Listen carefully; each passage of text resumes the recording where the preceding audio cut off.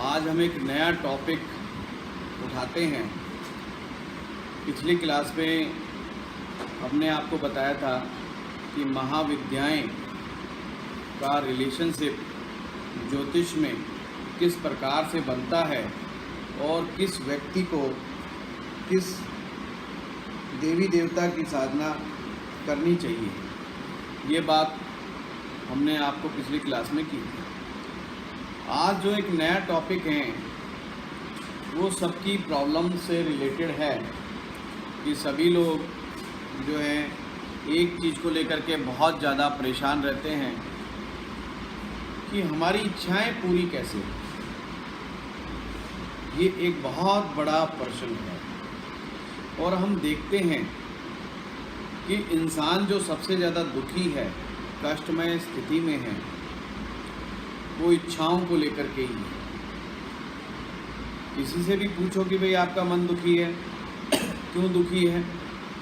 क्योंकि वो कहेगा जी मेरी इच्छा पूरी नहीं हो रही, मेरा फलाना काम नहीं बन रहा, मेरे उस काम में दिक्कत आ रही है, मेरे उस काम में दिक्कत आ रही है। इच्छा है क्या? और हमारा ये ज्योतिष में ऋषि ने इच्छा को किस प्रकार से डिस्क्राइब किया है और ज्योतिष में हम इच्छा के क्या मायने समझते हैं। हमारा हिंदुज़्म में कंसेप्ट है, वो कंसेप्ट है बहुत बड़ा मोक्ष का,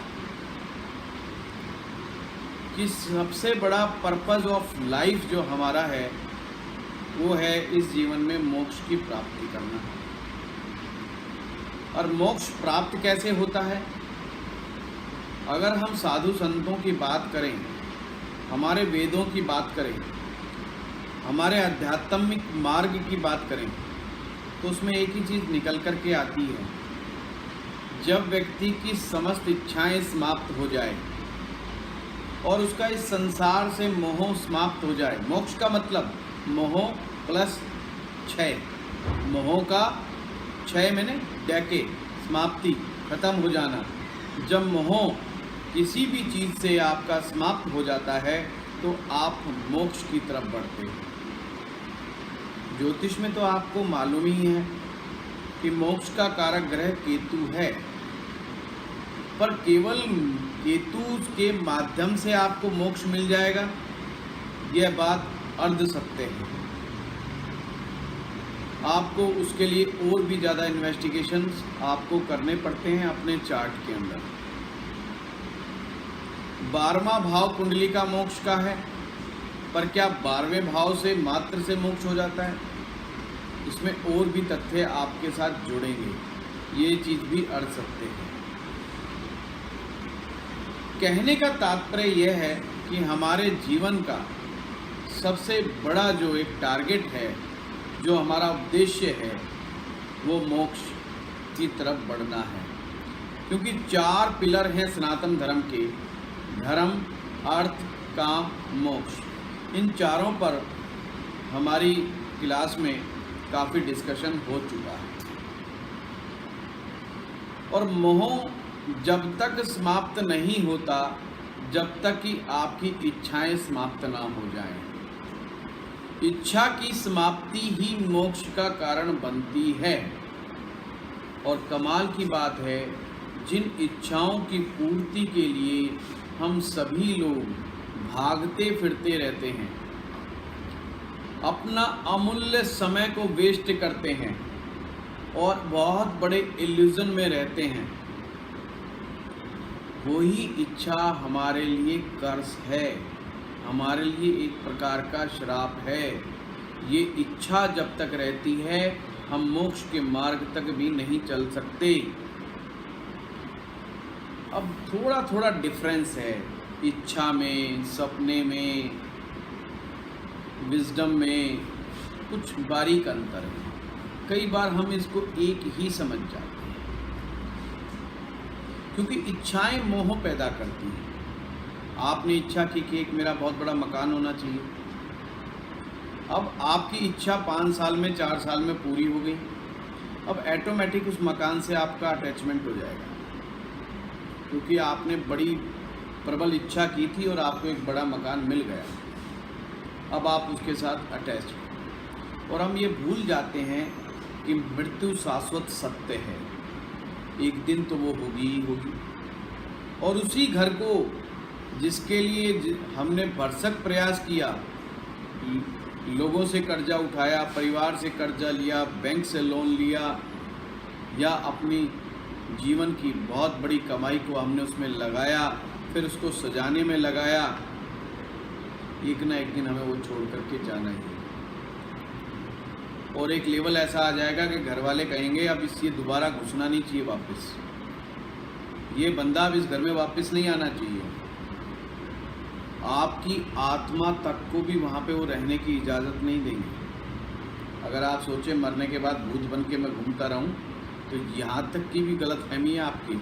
ये हिंदुस्तान है, यहाँ तो झाड़ फूक शुरू हो जाएगी, बाबा जी लोग इकट्ठे हो जाएंगे, बोला जी पिताजी इधर उधर घूमते रहे, रात को पाए गए, हमारी तो बीवियाँ डर रही हैं, बच्चे डर जाएंगे, बोला तो भगाओ भाई इनको, ऐसे ओझा को बुला के लेके आओ जो भूत प्रेत भगाने में एक्सपर्ट हो। फिर नहीं कहेंगे कि हमारे पिताजी हैं, इनको तो घूम लेने दो, बेचारे इन्होंने ही ईंट पत्थर रोड़े इकट्ठे करे, इन्होंने ही बेचारा पब्लिक से जूते खाए बहुत ज़्यादा इसी के चक्कर में। तो ये अटैचमेंट कहीं ना कहीं हमें एक बहुत बड़ी प्रॉब्लम में डाल देता है। पर सभी से बात करो, भगवान मेरी इच्छा पूरी कर दे। मंदिरों में इच्छाओं की कतार लगी पड़ी है, जिसको देखे वो भिखारी बन के मांगता हुआ दिखाई देता है, और एक ही चीज़, मुझे ये दे दे, मुझे वो दे दे, जस्ट लाइक ए बेगर्स। उनके हालात उन्होंने अपने जीवन के एक भिखारी के समान बना लिया है। इच्छा पूर्ति के लिए वो अपना अमूल्य जीवन को भी बर्बाद करने में नहीं चूक रहे। अब पासी जी आप बताइए, इच्छा हम ज्योतिष में कहाँ से देखते हैं? 11th हाउस ऑफ गेन, 11वां भाव हमारी इच्छा पूर्ति का भाव है। और क्या ये शुभ भाव है या अशुभ भाव है? इसको सर अशुभ लेते हैं, अशुभ, पाप। अब देखो, मैं अक्सर अपनी कक्षा में कहता हूँ कि ज्योतिष से बड़ा महाविज्ञान कोई नहीं, और जिसने ज्योतिष को समझ लिया, ज्योतिष को अपने जीवन में उतार लिया, उसे किसी साधु संत की आवश्यकता नहीं है, उसे किसी के प्रवचन सुनने तक की भी आवश्यकता शेष नहीं रह जाती।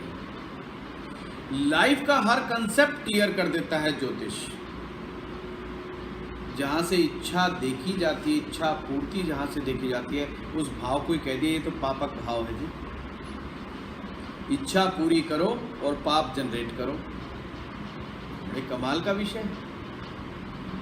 ये बात समझाने में कई बाबाओं को इतना टाइम लग जाता है, और कुछ लोगों को 10 साल 20 साल कितना समय लग जाए कुछ पता नहीं है। और ज्योतिष ने एक लाइन में ही समझा दिया कि इस विषय ने कि इच्छा पूर्ति, इच्छा रखना, ये 11वां भाव है, और हम उसी के पीछे पड़े हुए हैं, और वो पाप जनरेट कर रहा है। जब पाप जनरेट होगा तो क्या होगा? मोक्ष नहीं मिलेगा, आपको रीबर्थ साइकिल में आना पड़ेगा, दोबारा आपको रीबर्थ होगा आपका, फिर से वही जीवन के स्ट्रगल, भाग दौड़, वही रिलेशनशिप का क्राइसिस, वही मन की वेदनाएं, संवेदनाएं, पीड़ाएं, वो सभी की सभी हमारी शुरू हो जाती हैं। अब आप में से कोई प्रश्न ये भी कर सकता है, क्या जी फिर अब जब इच्छा ही नहीं अगर कोई रखेंगे तो फिर जीवन काहे का? बिना इच्छा के जीवन क्या संभव है? क्या बिना इच्छा के जीवन रसमय हो सकता है? क्योंकि रस तो ख़त्म ही कर दिया आपने, समाप्त कर दिया रस। जब इच्छा ही शेष नहीं बची तो अब करने के लिए तो काम भी नहीं बचा। क्या करें काम? इच्छा तो है नहीं, जो मिल जाए ठीक, नहीं मिला तो भी ठीक, इच्छा तो बची नहीं, तो फिर हम कर्म भी क्यों करें, हम भाग दौड़ भी क्यों करें, हम जिम्मेवारियां भी क्यों उठाएं? किस तरह की फटीक? अब तो हमने फटीक झेल ली नहीं। तो ये भी अपने आप में एक समस्या बन गई कि जब तक जिम्मेवारी, जब तक तो इच्छा पूरी करनी पड़ेगी ना, ज़्यादा नहीं तो थोड़ी थोड़ी कुछ तो चाहिए। तो आज का हमारा विषय ज्योतिष और मंत्र साधना में यही आज हमने चुना है कि किस प्रकार से हम इस चीज़ को देखते हैं। रीबर्थ कहाँ से देखते हैं बताइए आप लोग? पासी जी, आज पासी जी के अलावा कोई पुराना व्यक्ति है नहीं। पासी जी, 7th house is responsible for the rebirth.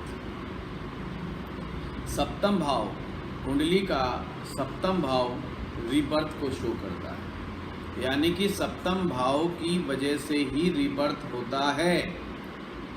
सबसे ज़्यादा मोह, रीबर्थ का मतलब होता है जी पुनर्जन्म, दोबारा जन्म आना, मृत्यु के बाद दोबारा से इस संसार में आ जाना। और वो जो साइकिल है, मरने के बाद नया जन्म लिया, फिर मृत्यु हुई, फिर नया जन्म लिया, फिर मृत्यु हुई, फिर नया जन्म लिया। आपकी कार्मिक साइकिल कंटिन्यूस चलती रहती है और उसे ही रीबर्थ कहते हैं। पर हमारा अध्यात्म कहता है कि आपने बार बार ये रीबर्थ वाले जो साइकिल से बाहर आना है, बार बार जन्म लेना और बार बार मरना, इस चक्रव्यूह से बाहर निकल के आइए और अपनी आत्मा को परम धाम में उसका वास करना चाहिए। परम धाम, कुछ लोग इसको हम वैकुंठ धाम बोल देते हैं, कुछ कोई बोलता है, कोई परमात्मा का दरवाज़ा बोलता है, कुछ भी आप नाम दे सकते हैं। कहने का मतलब शून्य के अंदर वह आत्मा का, चेतना का, वहाँ पर एक विराजमान रहना, बजाय इस साइकिल में बार बार घूमने से। क्योंकि ये संसार जो है रंग बिरंगा होते हुए भी प्रॉब्लम से, स्ट्रगल से, टेंशन से भरा हुआ है। पर अब हमें देखना होगा कौन सा ऐसा भाव है जो सबसे ज़्यादा जनरेट करता है मोह को, अटैचमेंट को।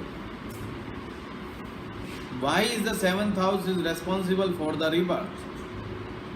तो हमें सोचना होगा इस विषय के ऊपर, कहाँ से मूल कारण है कि अटैचमेंट होता है।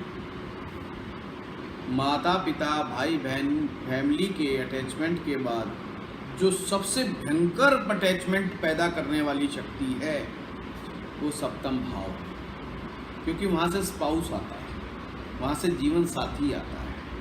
अब आप देखिए, स्त्री हो या पुरुष हो, जब एक औरत 40 साल की, 45 साल की हो जाती है और कोई आपदा, प्राकृतिक आपदा आ जाए, तो माँ बाप की तरफ नहीं भागेगी, सबसे पहले देखेगी मेरे बच्चे कहाँ हैं। Highly attachment towards the children, मेरे बच्चों का क्या होगा। अच्छा, बाढ़ आ गई वहाँ तो सबसे पहले वो फ़ोन घुमाएगी तो बच्चों की तरफ घुमाएगी, या दौड़ेगी तो बच्चों की तरफ दौड़ेगी, हस्बैंड की तरफ दौड़ेगी, बच्चों की तरफ दौड़ेगी। जिस माता पिता के लिए वो फाइट करती रही या जिसके लिए सब कुछ करती रही, वो उनको भी याद नहीं करेगी। सबसे पहले वो बच्चों को याद करेगी, हस्बैंड को याद करेगी। सेम आदमी, मर्द का भी यही हाल है। तो माँ बाप को भी बाद में देखेगा एक एज के बाद, तो सबसे पहले वाइफ की तरफ भागेगा, बच्चों की तरफ भागेगा। पर मूल कारण तो क्या हुआ? जीवन साथी ही तो मूल कारण है बच्चों का भी। अगर विवाह ही नहीं हो तो बच्चे भी कहाँ से होंगे? सिंपल सी बात है। तो मोह का मूल कारण जिसने उस मोह की क्षमताओं को बढ़ा दिया। हो सकता है अगर आप खानाबदोश जीवन व्यतीत कर रहे हैं, अगर आप एकांत जीवन व्यतीत कर रहे हैं, बिना शादी के जीवन व्यतीत कर रहे हैं, तो हो सकता है एक लेवल के बाद आपका अपने परिवार से मोह समाप्त हो जाए। परिवार में सब तो माँ बाप, भाई बहन, क्योंकि भाइयों बहनों का भी अपना अपना फैमिली सेटअप हो गई, आपकी फैमिली सेटअप नहीं हुई है, तो हो सकता है कि उनके व्यवहार को देखते हुए वो अपने अपने मस्त हो गए, अपने अपने अटैचमेंट में। आप कहे यार ये तो सब बकवास था। एक लेवल पे माता पिता की डेथ हो जाती है या माँ बाप इतने बुजुर्ग हो जाते हैं कि आपका उनसे भी हो सकता है अटैचमेंट खत्म हो जाए, और आफ्टर डेथ तो वैसे ही अटैचमेंट खत्म हो गया। तो हो सकता है आप बिना अटैचमेंट के घूम सकते हैं, आप में अटैचमेंट वाली बातें ना रहें। पर अगर आपने विवाह किया है तो आप में इच्छाएं बार बार जन्म लेंगी और बहुत ज़्यादा मात्रा में लेंगी, क्योंकि जीवन साथी आया है तो फिर इच्छाएं भी बढ़ेंगी आपकी। पुरुष हो या स्त्री हो, स्त्री की इच्छाएं बढ़ जाती है अपने पति को लेकर के, हस्बैंड को लेकर के। हस्बैंड की इच्छाएं बढ़ जाती हैं कि सर्वाइवल को लेकर के, कि सिक्योरिटी को लेकर के, लग्जरी को लेकर के। वो इच्छाएं उनकी देखते हैं तो घर गृहस्थी वाले लोगों की इच्छाएं बढ़ती ही रहती हैं। और सबसे ज़्यादा लंबी कतार मंदिरों में, मस्जिदों में, गुरुद्वारों में ये शादीशुदा आदमियों की है। क्यों? क्योंकि इच्छाएं सबसे ज़्यादा पाल के बैठे हो भाई, समस्याएं बहुत हैं इनके पास, तो समस्याओं का पूरा बोरा और थैला लपेट के बैठे हुए ये लोग। तो कुंवारे लोग बहुत कम जाएंगे डेली, कहते हैं यार कुछ बचा ही नहीं, अब तो करना क्या है, और जाएंगे तो अपनी मर्जी से जाएंगे भाई। कौन सा यहाँ पर कोई एग्रीमेंट लिखा हुआ है?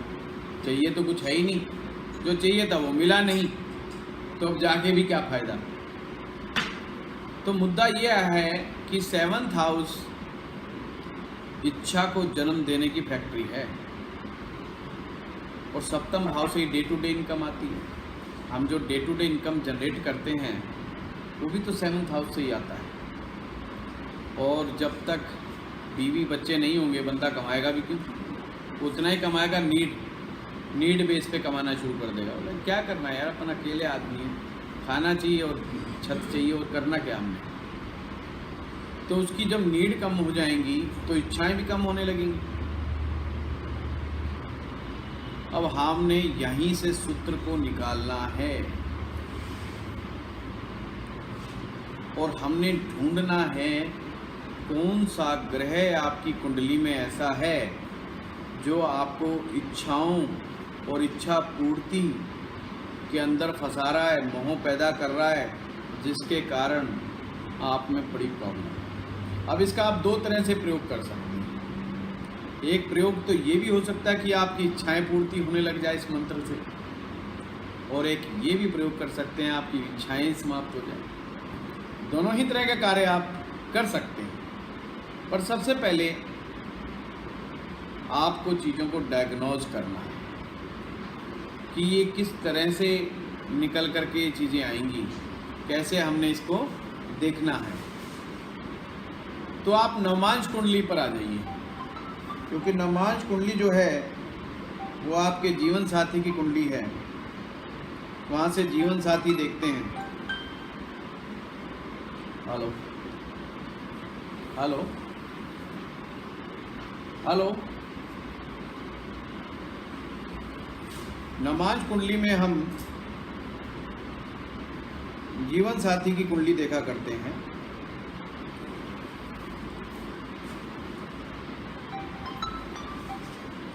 हेलो हेलो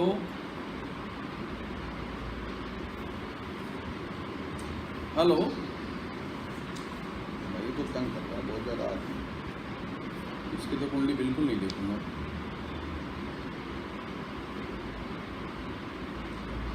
तो जीवन साथी को हम नवमांश कुंडली से देखते हैं। तो नवमांशा कुंडली का इस्तेमाल करना पड़ेगा आपको, क्योंकि मूल कारण तो वही है। तो सिंपल सा फार्मूला है, और आप भी देखेंगे कि कितना सटीक है ये। नवमांश कुंडली में आप 7th हाउस को उठा लीजिए, और 7th भाव में आपने ये देखना है कि कौन सा ग्रह बैठा हुआ है वहां पर।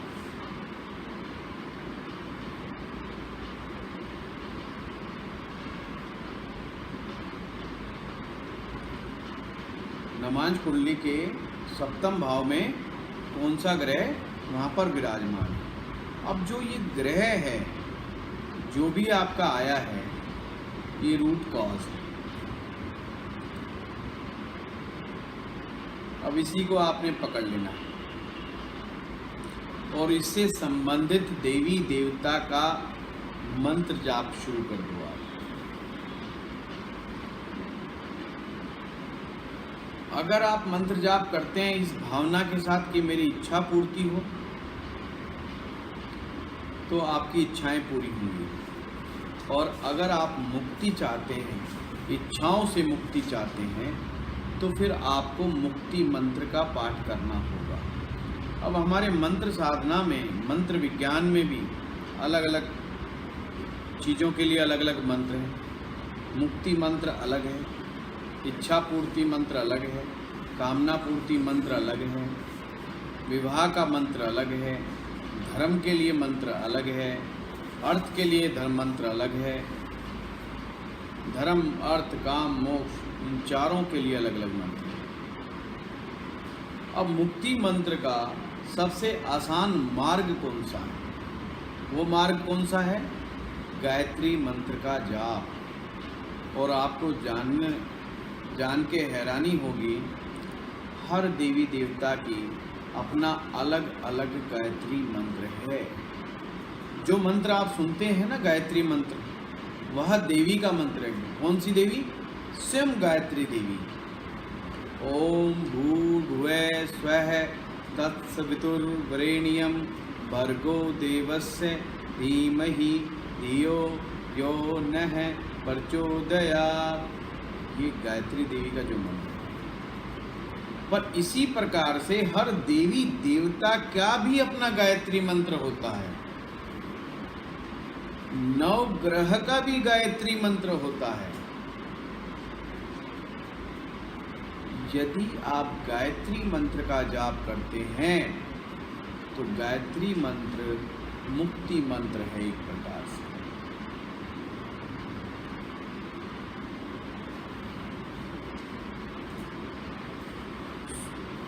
तो अपने मंत्र का सिलेक्शन कैसे करेंगे हम? अगर उस ग्रह के देवी देवता का मंत्र जाप करते हैं तो इच्छा की पूर्ति होगी। अगर उस देवी देवता का गायत्री मंत्र का जाप करते हैं तो इच्छा से मुक्ति होगी।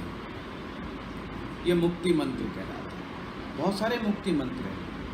आपका महामृत्युंजय जो मंत्र है वह भी मुक्ति मंत्र है। शुरुआत में वो प्रोटेक्ट करता है, फिर और आगे जाकर के आप रिसाइट करते हो, आपको भय मुक्त करता है, फिर और ज़्यादा आगे आप रिसाइट करते हो, आपकी लॉन्जेविटी को बढ़ाता है, फिर और ज़्यादा रिसाइट करते हो तो वह आपको मुक्ति देने का कार्य करता है। मुक्ति मंत्र कहलाता है। अब महामृत्युंजय मंत्र का जाप कब करना चाहिए बताइए आप लोग? बासी जी, आज आपने ओपनिंग प्लेयर आज ही आप की हो। महामृत्युंजय का जाप सर वैसे तो सुबह ही करना चाहिए। नहीं, मतलब मैं जो एस्ट्रोलॉजिकली समझना चाहता हूँ आपसे, अक्सर लोग महामृत्युंजय का जाप कब करते हैं, कब कराते हैं? सेकंड हाउस और सेवंथ हाउस की दशा चल रही है तो महामृत्युंजय का जाप करना। बहुत अच्छी बात बताई। उसमें भी आपने सूत्र को हमेशा याद रखना है। किसी भी व्यक्ति के जीवन में यदि सप्तम भाव की दशा यानी कि महादशा, अंतरदशा जब चल रही हो तो आपको महामृत्युंजय मंत्र जाप करना चाहिए या करवाना चाहिए। सप्तम भाव क्यों? क्योंकि वह मारक भाव है, कुंडली का मारक भाव है। सेकंड हाउस से भी ज़्यादा मारक क्षमता सप्तम में मानी गई है। अतः जब भी सप्तम भाव की दशा हो उसे इग्नोर नहीं करना चाहिए, क्योंकि यह दशा आपको नुकसान पहुंचा सकती है, शरीर को नुकसान पहुंचा सकती है, आपकी हेल्थ, वेल्थ, मेंटल हेल्थ, कोई लिविंग रिलेशनशिप, इनको आपको प्रॉब्लम में डाल सकती है। तो उससे पहले ही आप महामृत्युंजय मंत्र जाप का पाठ करें।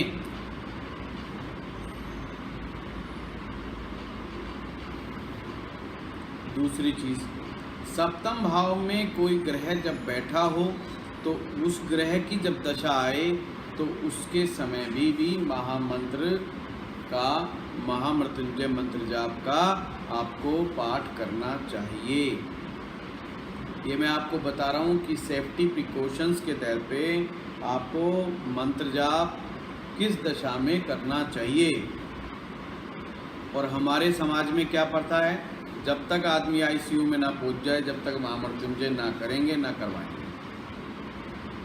कि भाई आईसीयू में, अरे भाई वो तो पहले ही ऑन द लाइन एलओसी पे बैठा हुआ वहाँ पे बंदा, और आप इस समय महामृत्युंजय जाप की तरफ जा रहे हैं। महामृत्युंजय जाप या तो बचा लेता है या पहुँचा देता है, दोनों ही तरह की इसमें टेंडेंसी है। इसलिए अक्सर सुनते होंगे बोला जी जाप बिठाया, जाप बिठाने के बाद तो डेथ ही हो गई। फिर कहते हैं जी पंडित जी ने गलत कर दिया, फलाने गलत नहीं।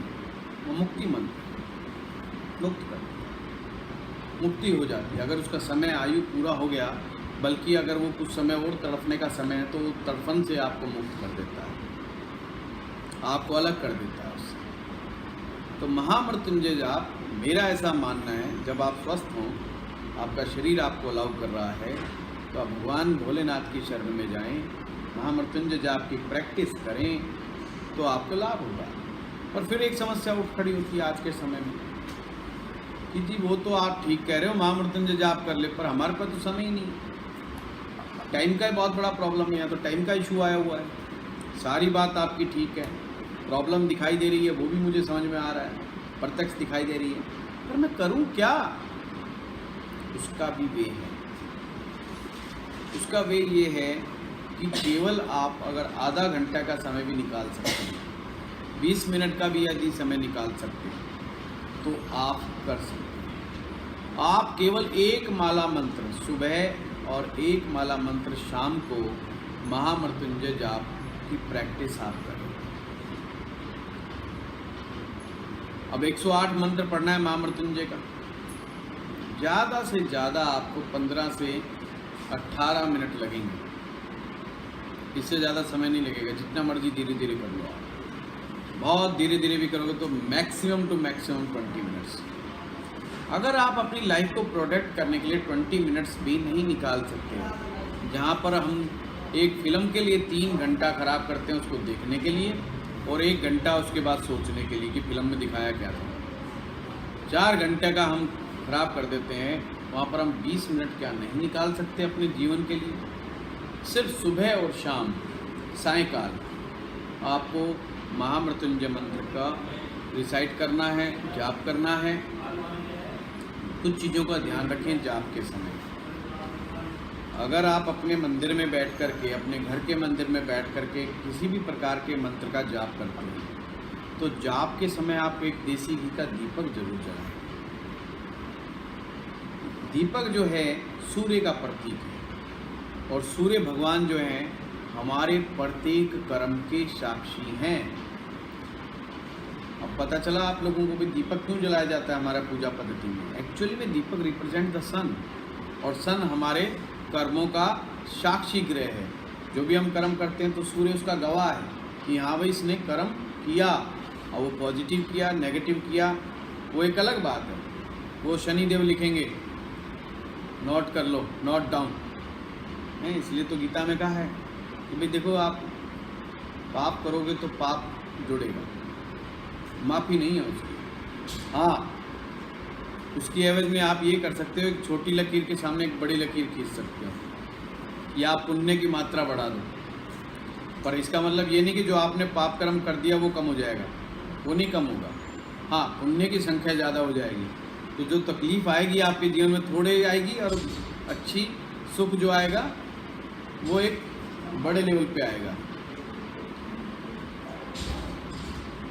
वो चीज़ को आपने नोट करना है। हाँ, आ जाओ।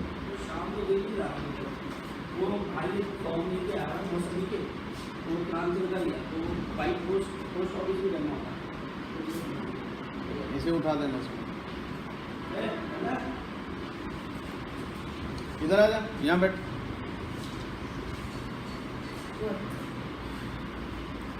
तो क्या है,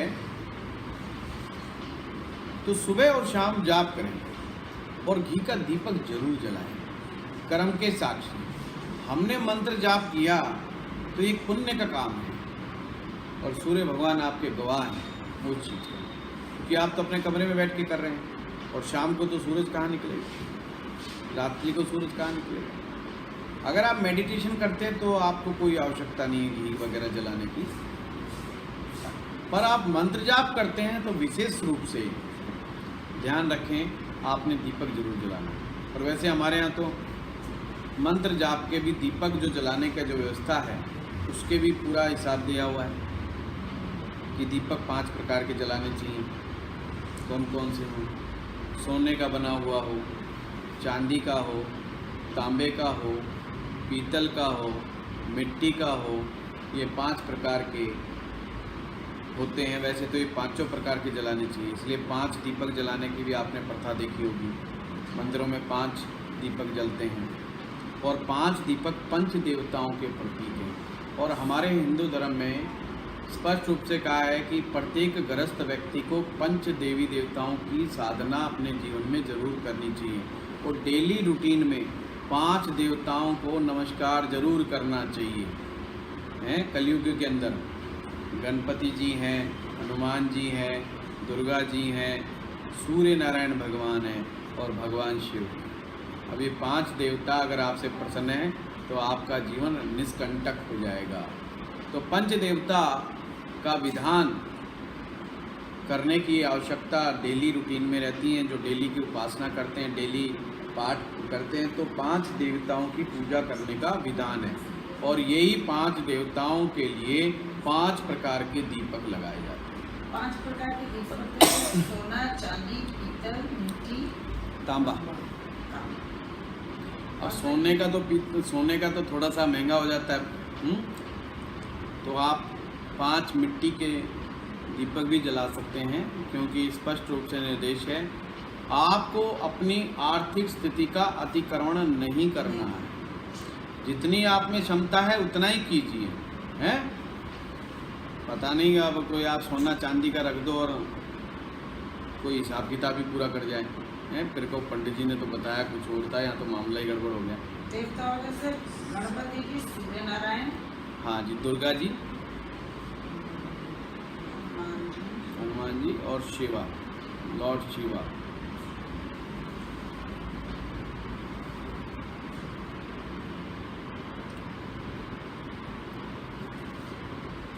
तो दीपक जला करके कहने का मतलब है मंत्र जाप को हमेशा करना चाहिए। जल हमेशा समीप रखें और वो जो जल आप मंत्र जाप के समय रखते हैं अपने पास में, वो एक प्रकार का अभिमंत्रित जल हो जाता है। उसका पूरे घर में छिड़काव करें। आप देखते हैं पुरानी महिलाएं अक्सर ऐसा करती थी, बेशक उनको इनका रहस्य ना मालूम हो, परंतु वो करती थी। वो पहले पाठ पूजा करती थी, फिर पूरे घर में छींटा देती थी जल का। और आप देखते थे उस समय में घर परिवार में प्रेम भरा कितना वातावरण होता था। खाने पीने के लिए कम व्यवस्था होती थी, फिर भी लोगों में प्यार कितना था, एक दूसरे के प्रति रिस्पेक्ट कितनी थी। ये समझ लो ये हमारी पीढ़ी लास्ट पीढ़ी है जिसने वो सीन देखा हुआ है। आपके आने वाले बच्चों ने तो वो सीन देखा ही नहीं, वो नज़ारा, अद्भुत नज़ारे का दर्शन ही नहीं किया उन्होंने। तो अब जो ये पीढ़ियाँ आ रही हैं ना, ये सांप, छछुंदर और खजूर, वो कहते हैं कान खजूरे हैं ये सिवाय कष्ट देने के अलावा कुछ नहीं करना इन्होंने। तो बुढ़ापे में परेशान करेंगे भैया, और इससे ज़्यादा इन्होंने कुछ नहीं करना, क्योंकि इन्होंने वो पारिवारिक माहौल देखा ही नहीं, एक दूसरे के प्रति त्याग देखा ही नहीं, इन्होंने वो प्रेम भाव देखा ही नहीं, छोटे बड़े की रिस्पेक्ट देखी ही नहीं। सब जो है ना वो खाना बदोश वाली ज़िंदगी और सेकुलरिज्म में विश्वास, और एक तीसरी चीज़ क्या है, बोले ओनली आई वांट फ्रीडम। बोला भाई फ्री है तू तो घूमे जा, कितना घूमेगा। डिप्रेशन में जाएंगे, फिर साइकेट्रिस्ट के पास जाएंगे, साइकेट्रिस्ट की मौज, जो साइकेट्रिस्ट आने वाला समय बनेगा उसकी मौज है, क्योंकि पागलों की जमात खड़ी हो जानी है देश के अंदर, बहुत बड़े बड़े पागलों का। और ये पागल सेंटर खोलने पड़ेंगे। अब हिंदुस्तान की बारी है, पहले अमेरिका की बारी थी, अब हिंदुस्तान की बारी है। हिंदुस्तान, अमेरिका का तो पहले से कहते हो पागलों का देश है, अब ये हिंदुस्तान बनने जा रहा है, क्योंकि नकलची है। ये कहता है जी हम तो अंग्रेज ही बन के रहेंगे। अरे अंग्रेज बन जाओ, ठीक है, वो तो सुधर गए, परंतु तुम्हें ऐसा बिगाड़ के गए कि पूछो मत। तुम अमेरिका बनने के चक्कर में जरूर पागलों की कतार में खड़े हो जाओगे। और आने वाले 5 साल बाद देखना, टेक्नोलॉजी जिस तेज़ी से बदल रही है, हिंदुस्तान में पागलों की कोई कमी नहीं रहेगी। अब पागल वही नहीं होता जो पत्थर मारता है, पागलों के अपने लक्षण है पागलपन के। आप सामने वाले को सुनना बंद कर देते हैं, आप अपनी अपनी मारते रहते हैं। अब इसमें मैं इन्वॉल्व नहीं हूँ क्लास के टाइम, देखो जी हमें बिठाए रखते हैं और अपनी अपनी मारते रहते हैं। I am not involve in this, मैं चुप भी रहता हूँ। कहने का मतलब ये है, एक बात को दोबारा रिपीट कर दिया, इरिटेशन में आ जाएगा। बच्चों का इरिटेशन लेवल देखो आज आप, बच्चों की एक बात ना मान के देखो आप, जीना दुबर कर देंगे, परेशान कर देंगे। विरोध करने के नाना प्रकार के तरीके हैं तो बड़ी भारी समस्या में आप फंस सकते हो।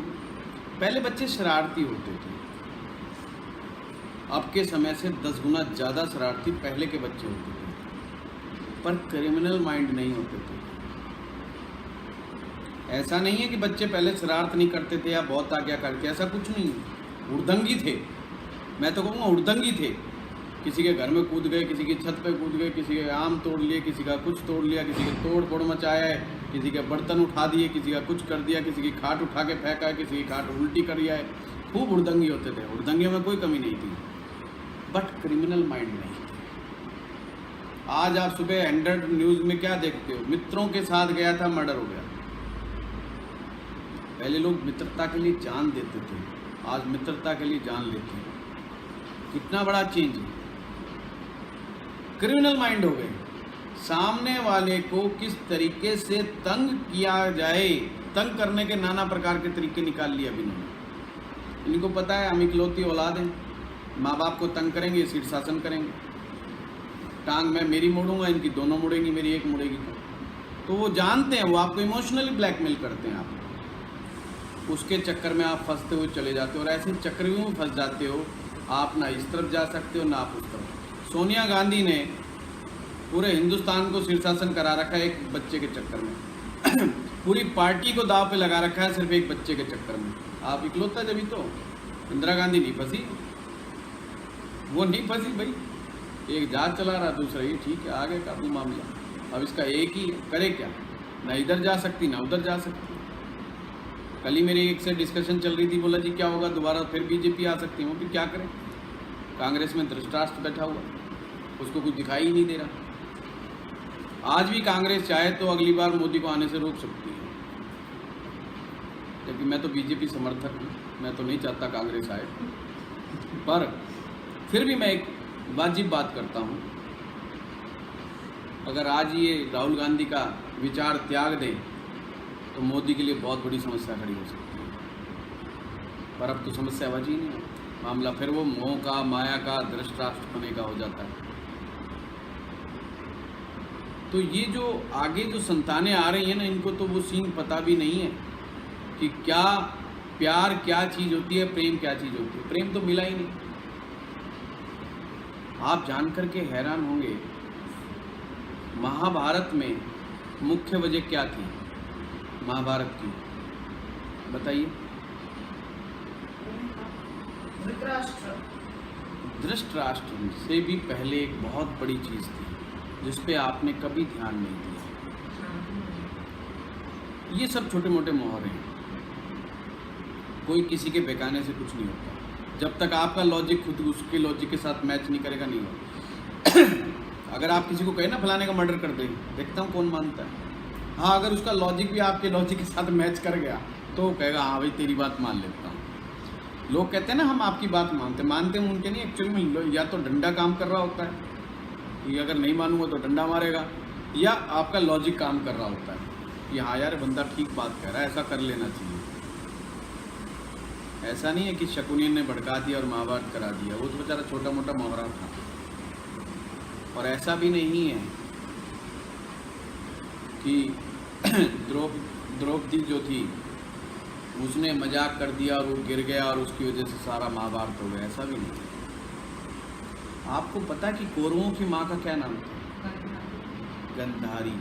Gandhari was the main responsible. ये आप लोगों के लिए काम आएगा, लिखना इसके ऊपर थ्योरी। मेन रेस्पॉन्सिबल थी, क्यों थी?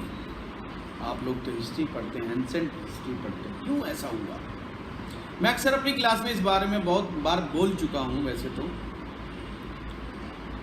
कि पति पत्नी का जब मिलन होता है, जैसी उनकी मनोदशा होती है, बच्चे वैसे पैदा होते हैं। बच्चे अपने माता पिता का ही अक्ष होते हैं। जैसे माता पिता हैं, बच्चे उसी का वो होते हैं। जब भी तो डीएनए का कंसेप्ट काम करता है। अगर माता पिता का अक्ष ना हो तो फिर तो डीएनए फेल हो जाएगा। कहते हैं ना, मैं तो अक्सर कई बार बात करता हूँ, लोग कहते हैं जी आप ये कर लो, वो कर लो, बिजनेस कर लो, बड़ा बिजनेस कर लो। भाई डीएनए में ही नहीं, प्रॉब्लम डीएनए के साथ। हम तो अपने डीएनए के साथ फाइट कर रहे हैं। वो क्या चीज़ की फाइट है कि माता पिता का ही हम अक्ष है। अब माता पिता का हिसाब किताब क्या है और किस मनोदशा में वो समागम कर रहे हैं, उसी मनोदशा को लेकर के बच्चे पैदा होते हैं। और गंधारी के साथ क्या समस्या थी? गंधारी का आप इतिहास पढ़िए, वो जीत कर लाई गई कन्या थी। उसके पिता को हराया गया था युद्ध में, युद्ध में जीती हुई लड़की थी। उस लड़की के ऊपर क्या बीतती है जिसके बाप को हरा करके उसके घर से तुम ले आते हो। मनोदशा की एक कल्पना करो, इमेजिनेशंस करो। और चलो जी आ गई सो आ गई, कोई बात नहीं, लड़की एक बार मन के ऊपर पत्थर रख भी ले, चल इस चीज़ को भुला भी दे, पर आकर के क्या देखती है कि जिसके साथ विवाह हुआ वो तो अंधा है। कितना बड़ा डेंट। एक तो उसके बाप को तुमने हरा दिया, ज़बरदस्ती उसको उठा लाए, ऊपर से पति भी मिला तो अनोखे लाल, कि पता चला ये तो अंधा है, ब्लाइंड है, अब इसको दिखाई भी नहीं देता बेचारे को। तो द्रौपदी, उसने गंधारी ने क्या काम किया? अपनी आंखों पर पट्टी बांध ली। यही काम किया, भाई मेरा पति अंधा है तो मैं भी आज से नहीं देखूंगी संसार को, और मैं भी अपनी आंखों पर पट्टी बांध के रखूंगी, ताकि मैं भी महसूस कर सकूं कि अंधे होकर के इस संसार को किस प्रकार से दिखा जाए। अब इसके दो मायने निकलते हैं। एक मायना तो वो जो हमारे लोगों ने, पंडितों ने बात को घुमा दिया, ये तो साहब बड़ी ही सती और बहुत ही पवित्र नारी का एक गुण है कि जैसा बेचारा पति के कष्ट को समझने के लिए उसने अपनी आंखों पर पट्टी बांधी और सारा जीवन एक अंधे व्यक्ति की तरह व्यतीत करने के लिए संकल्प ले लिया। अरे भाई ये विरोध भी तो हो सकता है, विरोध स्वरूप आंखों पे पट्टी बांध लियो। ये तो पति के लिए बहुत बड़ी समस्या पैदा करती उसमें। अगर कम से कम वो आंखें खुले रखती तो अपने पति की ज़्यादा हेल्प कर पाती। अब उसने भी आंख पर पट्टी बांध ली तो दिखाएगा कौन संसार को पति को? अब पति को सलाह कौन दे? पत्नी सलाह दे सकती थी पर उसने भी पट्टी बांध ली। एक प्रकार का विरोध, बहुत गहरा विरोध। क्या मेरा जीवन किस काम का? एक स्त्री के लिए तो पति उसका बहुत बड़ा जीवन का फैक्टर होता है, लाइफ का फैक्टर एक स्त्री के लिए बहुत बड़ी बात है। और इसीलिए हम पति का जो सुख देखते हैं, पति का, वो हम भाग्य से जोड़ते हैं। अरे बड़ी भाग्यशाली लड़की है यार, इतना बढ़िया पति मिल गया तेरे को तो। और पति निकम्मा मिल जा रहे, बेचारी का तो भाग ही खोटे, पति बेचारा निकम्मा मिल गया। यही तो हम कहते हैं समाज में। और मैं अक्सर कहता हूँ जो समाज में बातें होती हैं बेशक उनको पता नहीं है कि हम इसका पीछे का लॉजिक क्या है, इसके पीछे का रहस्य क्या है, पर वो एक्चुअल हैं, वो आपकी ज्योतिष से जुड़ी हुई है। एक स्त्री को जब अच्छा पति मिलता है तो उसको सौभाग्य कहा जाता है, इसलिए आशीर्वाद में भी उसको कहा जाता है अखंड सौभाग्यवती भव, कि सौभाग्यशाली है, पति अच्छा है। भैया उसका तो इस बात का गुस्सा था कि पहले उठा लाए, अब मिला वो भी अंधा मिला। अब दो अंधे आदमी किसी भी व्यक्ति के साथ ऐसी दुर्घटना जब घटती है, कोई व्यक्ति अंगहीन हो जाता है या उसको बाय बर्थ उसके साथ ऐसी समस्या बन जाए, उसके अंदर एक कुंठा होती है कि सब लोग जो चीज़ कर रहे हैं, देख रहे हैं, एंजॉय कर रहे हैं संसार को, मैं इस संसार में होने के बावजूद उस चीज़ का एंजॉय नहीं कर पाता, तो उनमें क्रोध पनपता है। जब आप लाइफ को एंजॉय नहीं कर पाते तो आप में क्रोध पनपता है, गुस्सा पनपता है आपके अंदर। तो धृतराष्ट्र का गुस्सा तो सबको मालूम है भाई, वाजिब है, अगला अंधा है बेचारा शुरू से, और उसको कितना कष्ट है, और ऊपर से भी बना दिया राजा, रही कहीं कसर पूरी कर दी है। अब एक अंधे व्यक्ति से कहा जाए बताओ मेरे आका बताओ क्या करना है, अब उसको दिखाई पहले नहीं दे रहा, ऊपर से आप हर और डिसीजन और मांगते हो। उसके लिए कितनी बड़ी समस्या वाली बातें हैं। उसको दिखाई कुछ नहीं दे रहा पर फिर भी वर्क करना है as a like a king, तो वो इंतजार किसका करेगा? अपनी औलाद का। धृतराष्ट्र का मोह कोई गलत मोह नहीं था, वो कितनी वेदना झेल करके बैठा हुआ था, और किसके लिए? फिर वही वाली बात, मोह, पुत्र मोह। तो जब गंधारी का और इनका धृतराष्ट्र का समागम हुआ तो फिर संतानें भी तो कैसी ही आएंगी, दुर्योधन जैसी ही आएंगी, दुशासन जैसी ही आएंगी, पांडव थोड़ी आएंगे। सोचने वाली बात। पांडव कैसे पैदा हुए थे? 3 कुंती से थे। जो हुई वो गंधारी की गलती से हुई। अगर उसकी आंखें खुली होती वो तो कम से कम एंजॉय करती, और बच्चों में कुछ तो रिफाइननेस आती। वो रिफाइननेस नहीं आई उसमें लास्ट तक। दुर्योधन को सब कुछ पता होते हुए भी उसने कृष्ण को अपने साथ नहीं रखा। वो हमेशा मेटेरियलिस्टिक थिंग्स के अंदर ही घूमता रहा। वो एक छोटी सी चीज़ के अंदर, कृष्ण ने क्या मांगा था? बोला सिर्फ 5 गांव दे दो लास्ट में, ये फाइट नहीं हो सकती। अब 5 गांव क्या मायने रखता है इतने बड़े राजा के लिए? एक अपने क्रोध को, अपनी ईगो को सेटिस्फाई करने के लिए उसने उसको साइड कर दिया। तो महाभारत हो गई। पर मूल कारण क्या था? मूल कारण भाई गंधारी और धृतराष्ट्र ही, जिनकी वजह से ऐसी औलाद हुई। जैसे रावण इतना बड़ा विद्वान था, पर केसकी के कारण उसके अंदर रावणपना आ गया। बाप तो ऋषि था, अब ऋषि की नॉलेज, ऋषि का ज्ञान, प्रकांडता, विद्वानता, वो सारी आई उसमें, पर माता का गुण भी आ गया, अहम का गुण आ गया कि अच्छा मैं तो शक्तिशाली हूँ, मेरा मुकाबला कौन कर सकता है। क्लियर हुई बात? तो इस तरीके से अगर हम देखें तो आजकल जो भी अब आने वाला है, इसको सहेजने के लिए भैया ये मंत्र विज्ञान बहुत जरूरी है। मैं हमेशा कहता हूँ अभी भी समय है, आने वाली पीढ़ियों को इसका ज्ञान दो। कुछ लेवल पे, चाहे 15 मिनट जाप करें, 20 मिनट जाप करें, आप थोड़ा सा समय निकालिए।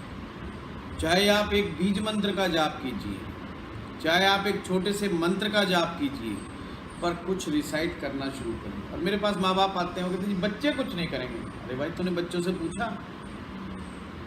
अजी हमें पता है। अरे भाई तुझे तो बड़ा परफेक्ट पता है, इसका मतलब तू ही नहीं करना चाहता, हम कर लेंगे। अरे भाई तू कहाँ से कर लेगा? तूने आज तक किया होता तो बच्चे भी कर रहे होते, तूने ही आज तक नहीं किया तो अब बच्चे कहाँ से कर रहे होंगे? इसलिए तुझे पक्का पता है, तू सही कह रहा है कि बच्चे नहीं करेंगे, क्योंकि है तो तेरा ही प्रतिरूप। फिर भी अगर हम कुछ करेंगे तो बच्चे बेशक ना करें, बच्चे देख रहे हैं आपको। एक ना एक दिन, जिस दिन उनके जीवन में परिवर्तन आएगा, जिस दिन उनके जीवन में क्रांति आएगी, उस दिन वो जरूर उस लाइन को पकड़ेंगे। और मैं ये बता रहा हूँ, अध्यात्म के अलावा कहीं दूसरे जगत में कहीं शांति नहीं है। साइकियाट्रिस्ट के पास आपकी किसी मानसिक समस्या का इलाज नहीं है सिवाय नींद की गोली देने के। आपकी बात सुन लेगा, आपको इधर उधर की बात कर देगा, 2 नींद की गोली दे देगा, इसके अलावा उसके पास कोई ऑप्शन नहीं है। वो आपकी कुंठाएं जब तक आपके अंदर है, जब तक वो आपकी कुंठाएं आपके अंदर से बाहर नहीं निकलेंगी, आप बिल्कुल मेंटली ठीक नहीं हो सकते। ये आप मान के चलो। और मंत्र जब आपके शरीर के अंदर प्रवेश करता है, जब ये जो मैंने कहा था 5 कोश होते हैं शरीर के अंदर, जब उन कोश के अंदर प्रवेश करता है तो आपके अंदर से एक सफाई की क्रिया शुरू हो जाती है। एक जो क्लस्टर लगा होता है, जो बहुत ज़्यादा गंद का कूड़ा करकट आपके अंदर जमा हो, वो धीरे धीरे साफ होना शुरू हो जाता है। जब वो चीज़ें साफ होती हैं, नैराश्य हटता है, आपकी बुद्धि में एक प्रकाश फैलता है, चेतना फैलती है। और वह यह क्रिया मंत्र के द्वारा की जा सकती है, या प्राणायाम के द्वारा कर सकते हो, आप मंत्र के द्वारा आप कर सकते हो ये सारी क्रियाएं। तो इच्छा पूर्ति के लिए हम उस टॉपिक पर बात कर रहे थे कि नवमांश कुंडली में सप्तम भाव में बैठा हुआ जो ग्रह होगा, वो उस ग्रह की आप पूजा करते हैं, उस ग्रह से संबंधित देवी देवता का पाठ करते हैं, तो आपकी इच्छा पूर्ति होती है। आप इसे सक्सेस मंत्र भी कह सकते हैं। इच्छा पूरी होगी तो सक्सेसफुल हो ही गए आप।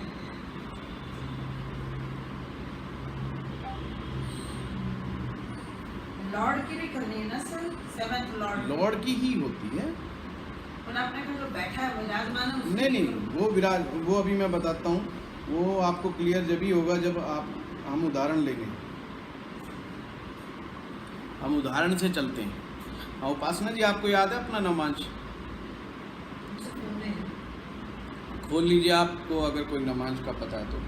ये नमांश का सप्तम भाव देखना है। नमांश का सप्तम भाव देखना है, और इससे ये भी पता चलता है कि आपके अंदर इच्छा है तो कितनी है। प्रबल इच्छा लेके पैदा हुए हो या कमजोर इच्छा, मिल गया तो ठीक, नहीं तो कोई बात नहीं।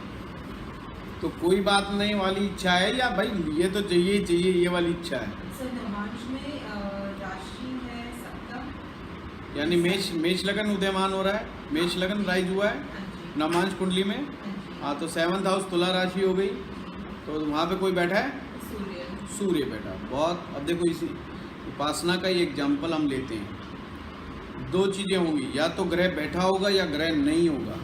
अगर ग्रह नहीं है तो इसका मतलब जो आपकी इच्छा है वो कमज़ोर है। अगर ग्रह बैठा है तो वह प्रबल इच्छा का है, और प्रबल इच्छा का मतलब है कोई फोर्स पीछे से, पास्ट लाइफ से कोई एक शक्ति काम कर रही है आपके साथ, जो आपको बार बार कह रही है कि ये तो करना ही पड़ेगा, इससे तुम दूर नहीं जा सकते,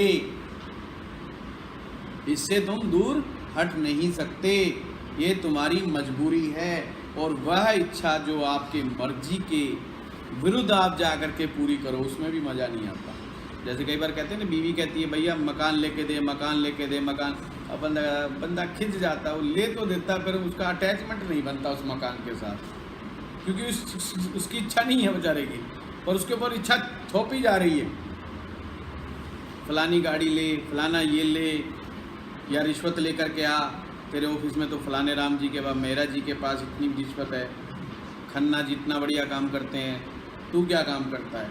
तो उसको सुना सुना के आप देखें वो बड़े अनमने मन से पैसा मांगता है।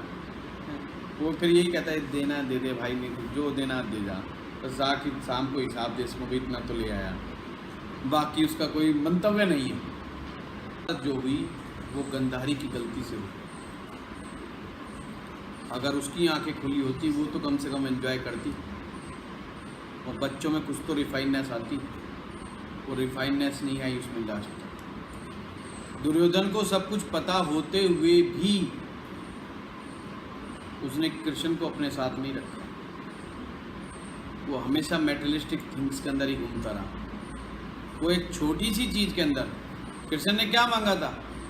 बोला सिर्फ 5 गांव दे दो लास्ट में, ये फाइट नहीं हो सकती। अब 5 गांव क्या मायने रखता है इतने बड़े राजा के लिए?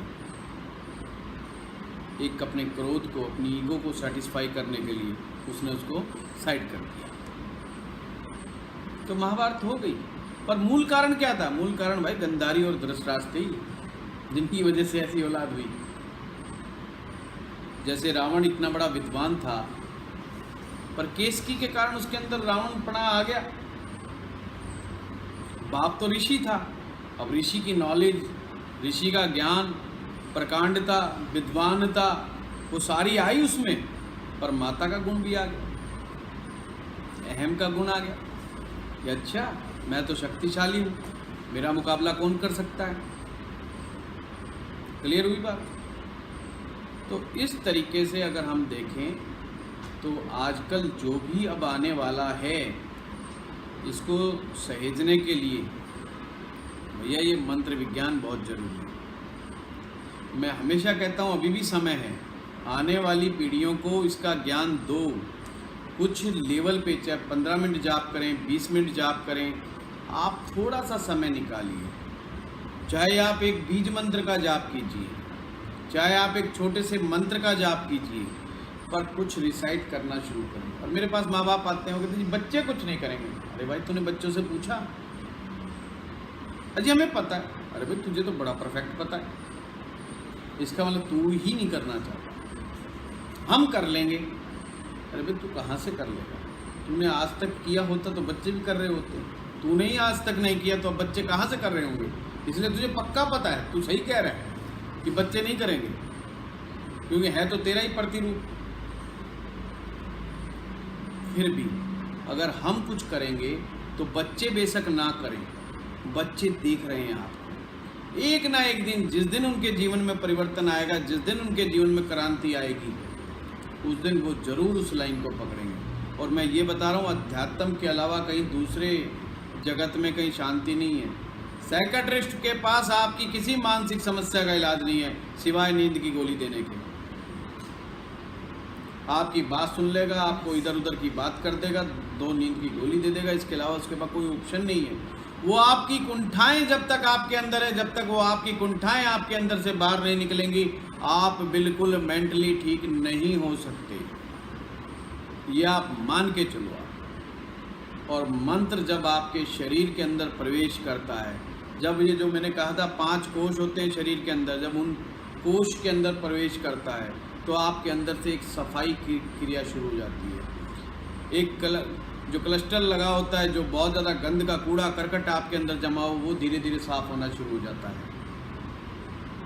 जब वो चीज़ें साफ होती हैं, नैराश्य हटता है, आपकी बुद्धि में एक प्रकाश फैलता है, चेतना फैलती है। और वह यह क्रिया मंत्र के द्वारा की जा सकती है या प्राणायाम के द्वारा कर सकते हो, आप मंत्र के द्वारा आप कर सकते हो सारी क्रियाएं। तो इच्छा पूर्ति के लिए हम उस टॉपिक पर बात कर रहे थे कि नवमांश कुंडली में सप्तम भाव में बैठा हुआ जो ग्रह होगा, उस ग्रह की आप पूजा करते हैं, उस ग्रह से संबंधित देवी देवता का पाठ करते हैं तो आपकी इच्छा पूर्ति होती है। आप इसे सक्सेस मंत्र भी कह सकते हैं। इच्छा पूरी होगी तो सक्सेसफुल हो ही गया।